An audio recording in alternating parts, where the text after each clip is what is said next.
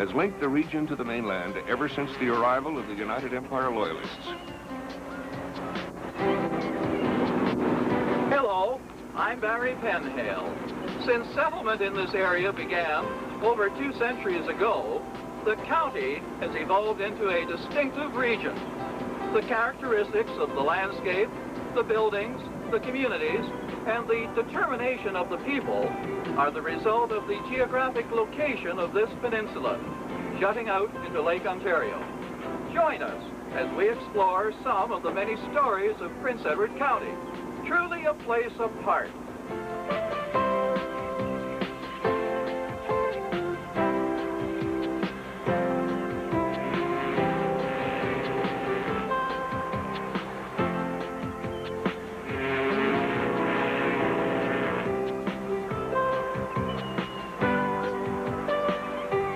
Steve Campbell, a native of Prince Edward and publisher of County Magazine, has an intimate knowledge of this peaceful county. His family has farmed the land for 3 generations. Hi, Barry. Hi, welcome to Prince Edward County. I'm Steve Campbell. Publisher to publisher. That's right. Not too bad. We're here for a week? Yes, do you want to take a tour of the county? Oh, will I ever tell it? Okay.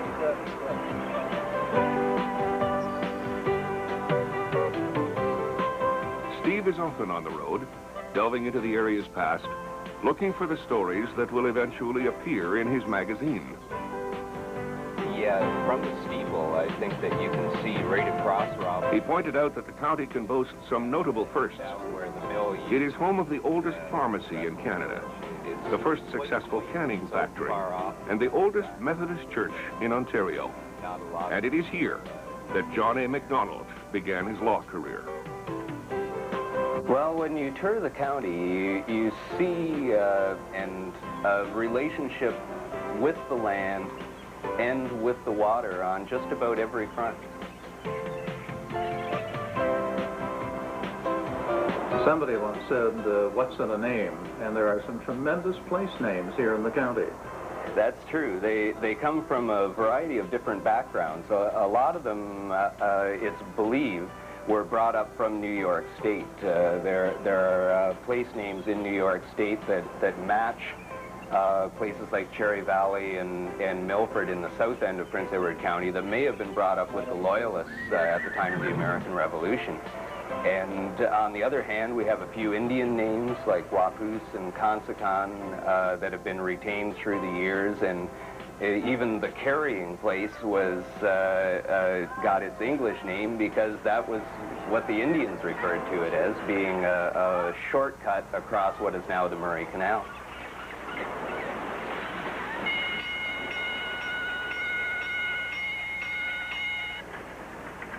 Work began on the Murray Canal in 1882. 7 years later, it was completed. The 3.2-kilometer channel effectively cuts Prince Edward County from the mainland. The resulting island gives the county its nickname, Quinty's Isle. Today, the Murray Canal is mainly used by pleasure craft. Back in 1910, in its heyday, over 1,300 passenger and cargo vessels passed through the canal. Prince Edward County has always been a place of sanctuary. It provided a haven for both Loyalists and Quakers, fleeing the persecution inflicted on them by the American Rebellion of 1776. One of the earliest Quaker settlements was in Bloomfield, Steve's next stop. Kent Fair is an annual summer event. Back in Victorian times, every town and village in the county had a small fair. They were the social event of the year. High-spirited men and women paraded the grounds, dressed in their finest, and there were prizes for everything from the best pair of matched horses to the best pair of socks. The crosscut saw is a reminder of earlier times in Prince Edward. The first settlers encountered an ancient forest of pine and oak. But within 100 years, the axe and saw had cleared the land, and settlement was complete. Bloomfield is the home of County Magazine. It grew out of Steve Campbell's fascination for local history and his love of writing. Well, I started out as a cub reporter for the local newspaper, and when I left there, I actually went into the printing business for a short time, but I really missed writing stories and traveling around the county and talking to people, so the idea of county magazines sort of came to my mind, and against all odds, we sort of put the thing together, and we've been going with that ever since for about 10 years now, I guess. We try to cover a wide range of material of what's happening now in the county and what's been happening in the past, and try to balance it out so there's a little something for everybody who lives here, and that still has an appeal to the people who are familiar with the area and look at it from the outside point of view.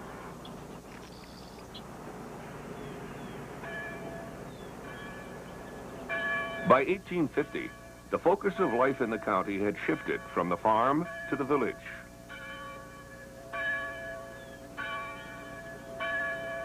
In Ameliasburg, a recreated village depicts life before the turn of the century.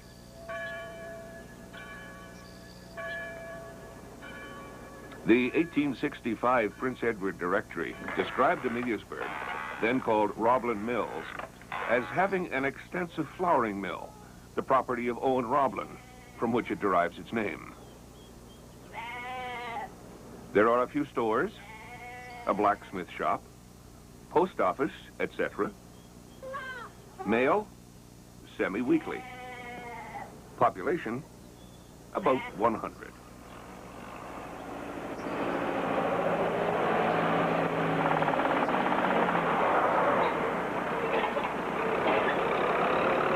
In Wellington, the second largest community in Prince Edward, the cool lake breezes have made the town a favorite of tourists for 100 years.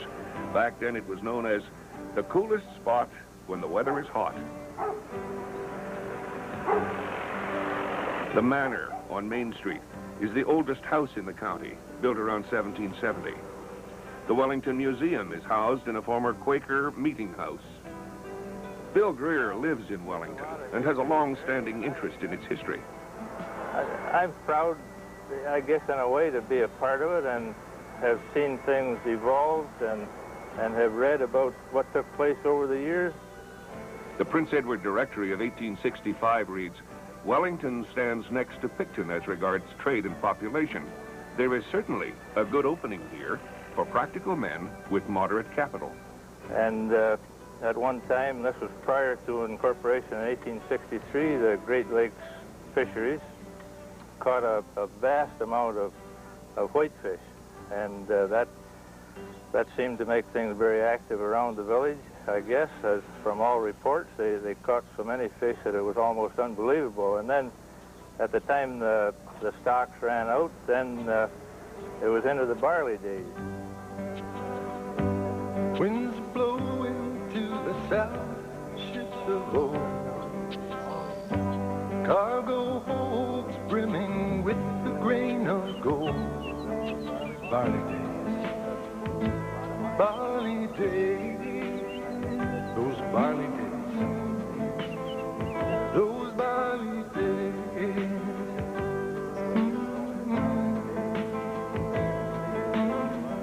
The barley days, between 1860 and 1890, were the county's golden days. Some 15 million bushels were shipped by schooner, mainly to American brewers.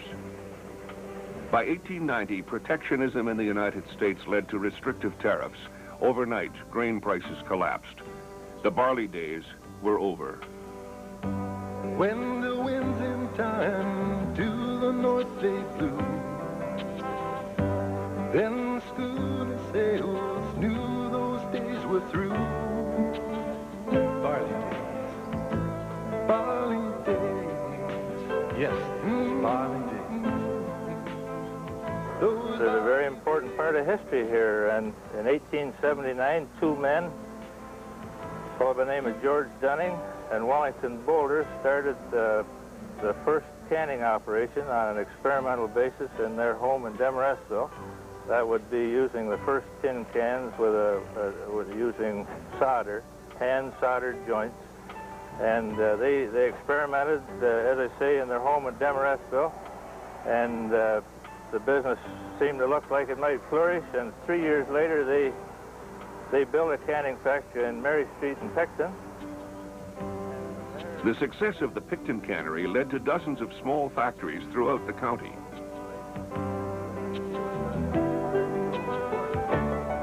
Canning was soon to become what barley had been to the prosperity of the region. By 1902, nearly 1/3 of all Canadian canned fruits and vegetables came from Prince Edward County. It was grueling work. When the crops were ready, they had to be canned immediately. This often meant exhausting 17-hour workdays. By the early 1960s, competition from growers and canners in Western Ontario and the United States led to the demise of the county's canning industry. Today, only 2 canneries still operate. But the county has always relied on its agriculture. Fruit growing and dairying were started in the 1880s.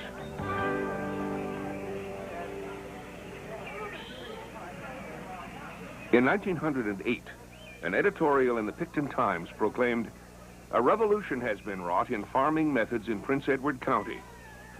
The abolition of the barley trade has proven a blessing to the agricultural community. The soil was becoming impoverished, and the reward for the farmers' labor growing less and less every year. Since they turned their attention to dairying, steady progress has been made. The product of the land is largely consumed on the farm and returned to the soil. The fertility of the land is vastly improved."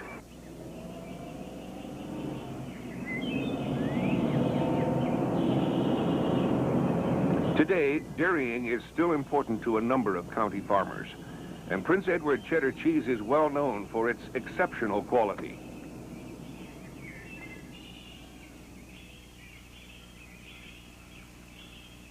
The Black River Cheese Company has been making cheddar since 1901.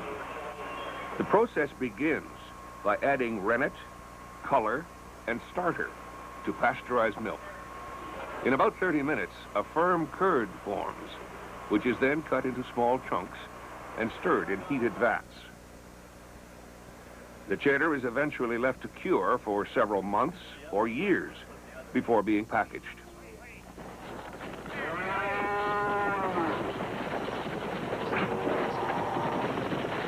Dairying, orchards, barley. The land has always been generous to the people of the county. Go back, go back, go back. Go back, come in here. Come in here, you rascals. Come on here. Go back. Go back, go back. Go back, go back, go back. Go back, go back, go back.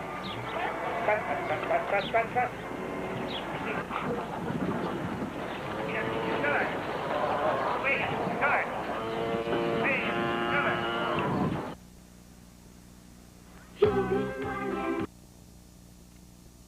And trout, most of it destined for American markets. A tribute to the men who built the ships and those who sailed them is found in South Bay, home of the Mariners Museum. Dave Cole is curator. What about the shipbuilding traditions? Because I know there were a great many families locally that built ships. Can you tell me about some of them? Oh, yes. Right behind me, across the bay, there was the Colliers. They built ships and sailed them. And there was down on this side, all along here, there were different shipbuilders. They built their own ships and they took their own cargo wherever it's gone over or otherwise. What kind of ships? What class would they be? They were up to 2 masts or 3 masters at the most. From the beginning, ships and water transportation were a way of life for the settlers. At first, the vessels carried lumber. When the forests were cleared, the ships' holds were filled with the produce of the farms. By 1860, the principal cargo was grain. It made some ship owners rich, but for the sailors, life on the schooners was tough. Wages were no more than $20 to $25 a month. Living conditions were poor, cramped quarters, and a steady diet of pork and potatoes. Then you had to work, It wasn't a case of just because it was going to freeze up, you had to stay on shore. No, you left to make money for the guy that owned the ship. These placid waters belie their danger. Whipped by the howling gales of fall and winter, the lake can extract a terrible price in lives and ships. On the southeast shore of Prince Edward County stands the remains of the Point Traverse Lighthouse, erected over a century ago. It bears silent witness to one of the most treacherous stretches of water in Lake Ontario. Off these shores, during the early days of shipping, more than 60 vessels sank with a loss of over 100 men.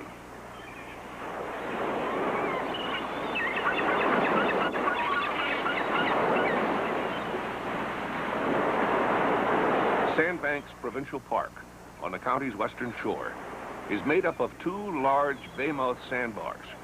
The biggest, the West Lake Bar, with dunes as high as a 6-story building, forms the largest freshwater bar dune system in the world. Parks official John Boxall. About 10,000 years ago, with the last ice age, as it retreated, sands were left all along the lakeshore as far east as Hamilton. And the sand started traveling. The currents, and with the prevailing westerly winds from Lake Ontario, has brought the sand this far. So initially was a little bay. What happened was the sand started piling up in this bay and soon approached above the water level. From there, the wind started taking over, blowing it further inland, and what we ended up was with a series of dunes, starting at Lake Ontario behind us here to West Lake. Now, they sort of grew in size over the years, and eventually plants started colonizing them and stabilizing the sand.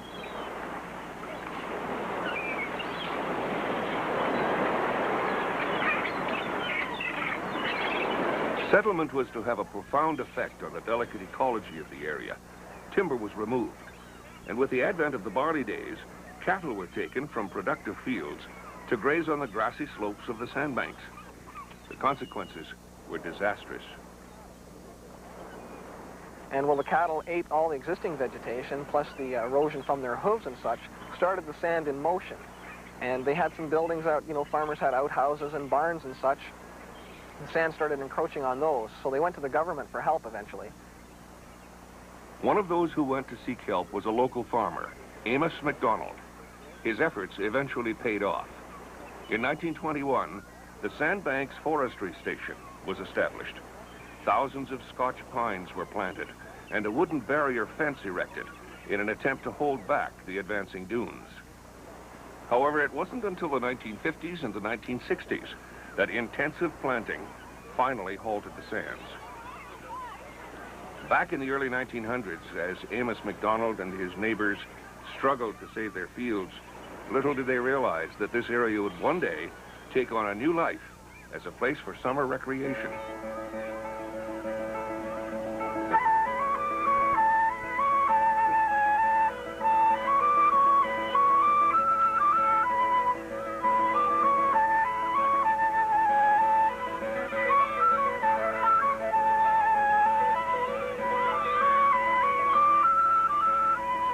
One event that attracts people to this area is the Quinte Summer Music Festival.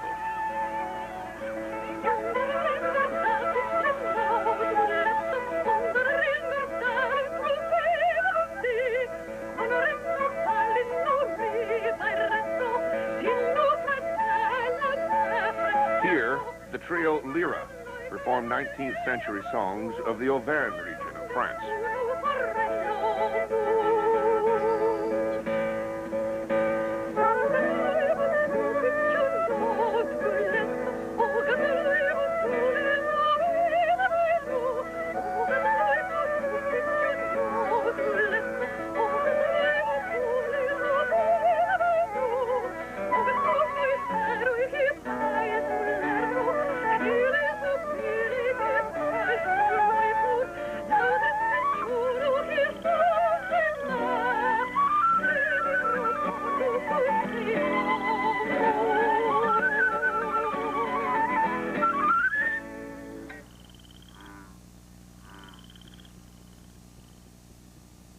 You want to drive a... Seems to have specialized in any one type of merchandise.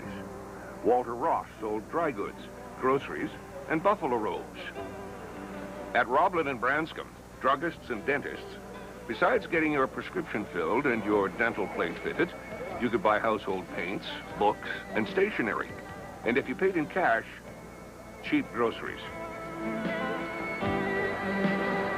In addition to the commercial establishments, Picton, by 1846, contained 4 churches, 2 chapels, a fire and ladder company with engine, and a circulating library, There were 3 physicians and surgeons, 1 apothecary, and 4 lawyers. Picton's most famous lawyer was John A. Macdonald. Many years later, as Prime Minister, he remarked, "I love the people of Prince Edward County. They vote for me time after time, and they never ask me for anything. And they never get anything." In 1860, the grandson of a United Empire loyalist wrote an account of his life in Prince Edward County. About this old place, many sweet as well as sad recollections cling. We are all wont to look back upon childhood's days as being the brightest and sweetest, and so they are. I often turn a backward gaze to those days and sigh that they are gone. But the past returns no more, and I am leaving it all farther and still farther behind. Numerous and varied are the recollections centered there. They are like the slides in a dark lantern. When the light of memory is turned on them, the picture shows itself to the eye. And we may, in some cases, live over the past.